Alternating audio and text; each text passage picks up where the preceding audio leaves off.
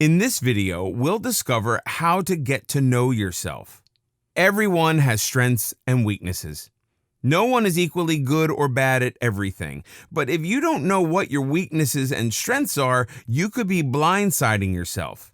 Becoming more self-aware is the first step to becoming more productive. For example, you may be very analytical, which means you are good at thinking through a problem to the end and seeing solutions.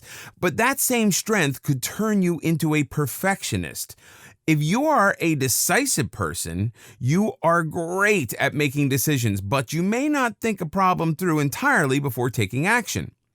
When you get to know yourself better, you can amplify your talents and minimize weaknesses. This will help you work at maximum efficiency without wasting time. They say that we have three selves: how the world sees us, how we see ourselves, and how we really are. To work with and enhance your strengths, make an honest list of what you consider your strengths and weaknesses. Keep an open mind and remain honest.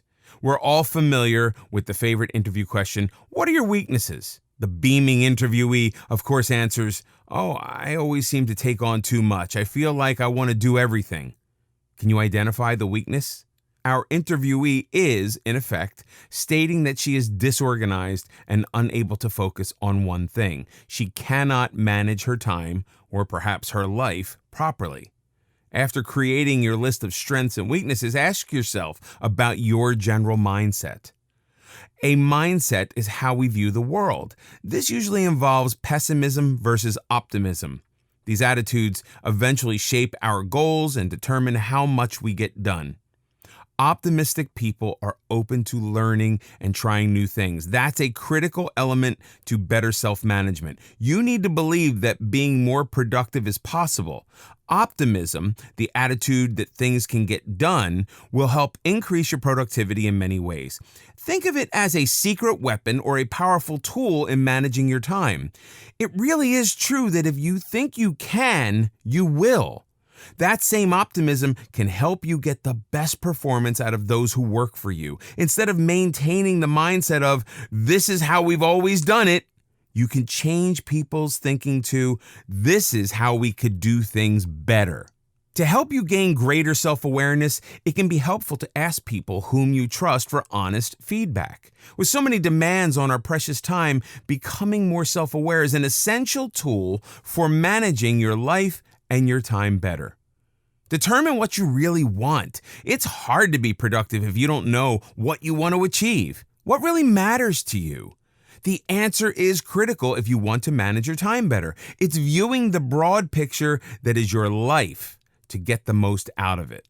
For example, if you determine your family is what matters most, then you will find ways to increase the time you spend with them.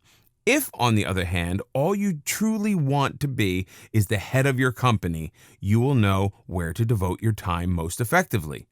In the bustle of ordinary life, we can easily lose track of what is genuinely important to us. When the rent is due, maybe you forgot how badly you once wanted to be a writer. You spend time worrying, talking to friends, perhaps chugging some beer. Anything that doesn't involve you managing your time and life better. The following exercise can be very helpful. Get a notebook and write down the question. If there were no obstacles, what would I be doing right now? Ask that question several times during the week. Don't think or analyze. Just let your pen flow or fingers move across the keyboard. This is meant to get the blood flowing and provide you with an insight or two. Once you've determined what's important, you can start planning your time accordingly. No more wasting the day on important tasks when the important ones are left behind, neglected, and forgotten. What are your daily habits? We don't mean to get you nervous, but you may be living with a killer. But not to worry, you can take control of the situation. Nothing kills productivity and wastes time like bad habits. Bad habits can sabotage your life in the most spectacular way. Habits are the things we do every day routinely without thinking. It's when we function on autopilot, such as brushing our teeth, driving to work, preparing dinner. Habits are the small things you do every day, and they can add up to the sum of your life. Let's look at some time-killing bad habits. 1. Not planning each day. If you don't schedule your important tasks, you have no idea what you'll be doing on any given day. Your day will be running you instead of the other way around. Would you drive across country without a map? You might get somewhere eventually, but you will likely be taking the long, scenic route. Schedule your day the night before. Unexpected interruptions do happen, but a schedule will help keep you on track and help you manage your time more effectively. 2. It goes without saying that being disorganized wastes time. Spend a good portion of each hour hunting down the things you need is a major time killer. There is a time management rule that says handle a piece of paper only once. When you check the mail, answer immediately or toss it. Don't let paperwork accumulate all over the place like some paper blizzard. Have one specific spot or folder for items to be dealt with at another time. 3. Procrastination steals time from your day the way Billy the Kid stole money from banks, brutally and relentlessly. Understand that procrastination is a choice. It's a bad habit, but you have the power to change it. 4. Many of us waste time resisting change. Whether it's preparing a meal in a new way or implementing a new policy at work, change makes us uncomfortable. There is great comfort in the known and predictable, but we will never reach our full productive capability if we don't keep an open mind and remain open to new ideas. Candle makers were resistant to electricity. That didn't work out well, did it? 5.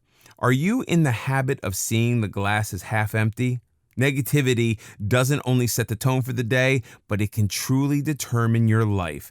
It's been proven that positive salespeople make more sales. A positive mindset helps people perform at a much higher level. Both negativity and positivity begin with the mind. Whether you realize it or not, your thoughts are within your control. The next time you waste time fretting that the boss will hate your report, stop and change your thinking. A positive attitude would be, I put my best effort into this. It's a good report even if the boss makes some changes.